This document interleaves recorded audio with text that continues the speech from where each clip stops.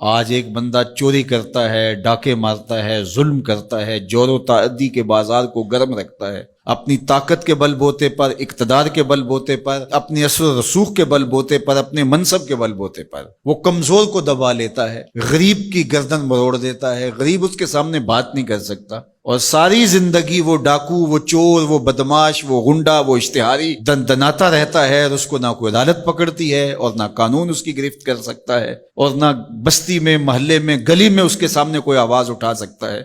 اور کمزور ساری زندگی پسا رہتا ہے۔ تو مرنے کے بعد اس لیے وہ عدالت رکھی گئی ہے۔ اللہ تعالیٰ نے قرآن مجید میں ارشاد فرمایا قیامت کے دن کیا ماننے والے اور انکار کرنے والے دونوں، کیا ہم ان کے ساتھ ایک جیسا سلوک کریں گے؟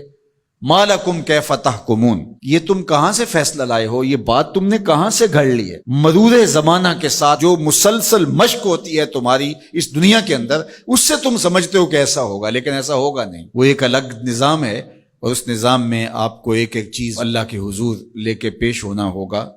تو کہا واتقوا یوما، اس دن سے ڈرو، لا تجزی نفس عن نفس شیئا، کوئی جان کسی جان کی جزا نہیں بنے گی، کوئی جان کسی جان کا بدلہ نہیں بنے گی کہ اس جگہ مجھے رکھ لو۔ کوئی بننا بھی نہیں چاہے گا،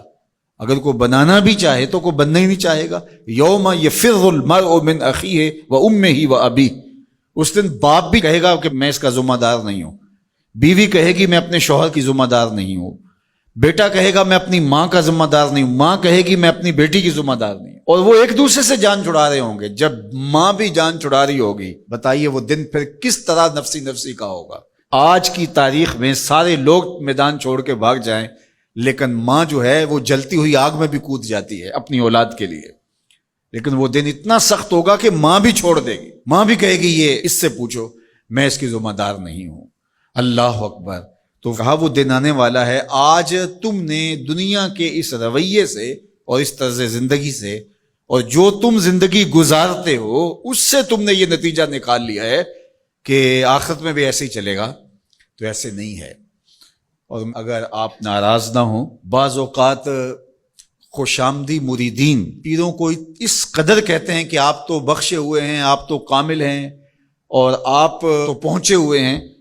اور وہ سن سن کے بچپن سے جب آنکھ کھولتا ہے وہ شہزادہ آغوش مادر سے جب نکل کے وہ خانقاہ کے ماحول میں آتا ہے تو وہ یہی سنتا ہے کہ یہ کوئی الگ مخلوق ہے، تو آہستہ آہستہ اس کی طبع کے اندر بھی یہ راسخ ہو جاتا ہے کہ مجھے تو کوئی پرسش نہیں ہوگی، میں تو شریعت سے، قانون سے، اخلاقیات سے مبرہ ہوں۔ ہم نے دیکھا ہے کہ پیروں کے بیٹے بالکل نوخیز بچے بوڑھے سفید داڑیوں والوں کی تذلیل کر رہے ہوتے ہیں اور ان کو غلاموں کی طرح سمجھ رہے ہوتے ہیں،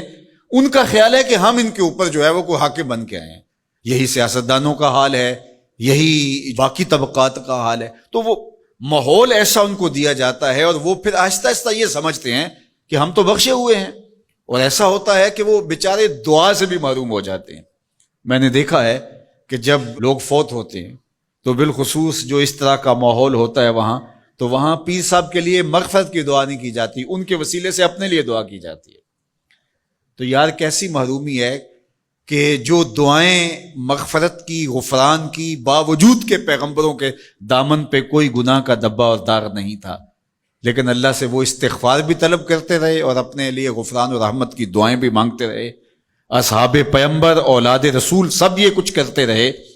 لیکن آج جو ہے وہ مجھے اچھی طرح یاد ہے کہ ایک دفعہ ہم کہیں فاتحہ پڑھنے گئے، بہت پرانی بات بھی نہیں ہے، کوئی 10 سال پرانی بات ہوگی، تو وہ جو صاحب فوت ہوئے تھے تو میں نے غفران و مغفرت کا کوئی لفظ کیا تو میری طرف بڑی تیکھی نظروں سے لوگ لکھنے لگے کہ یعنی کیا آپ ان کے لیے مغفرت کی دعا کریں گے؟ یعنی یہ تو بخشے ہوئے ہیں، میں اور آپ کسی کے لیے گمان کر سکتے ہیں، دعا دے سکتے ہیں، لیکن قطعاً کہنا ہمارے لیے مشکل ہے۔ تو پھر کیا کریں گے؟ ہم دعا مانگیں گے، نیک سے نیک پارسا شخص بھی ہو، ہمیں یہ بتایا گیا کہ اس کی خوبیوں کو بیان کرو، اس کی اچھائیوں کو بیان کرو، اس کے اچھے اعمال کا ذکر کرو اور اس کے بارے حسن ظن رکھو، لیکن اس کی مغفرت کے لیے دعا کرو۔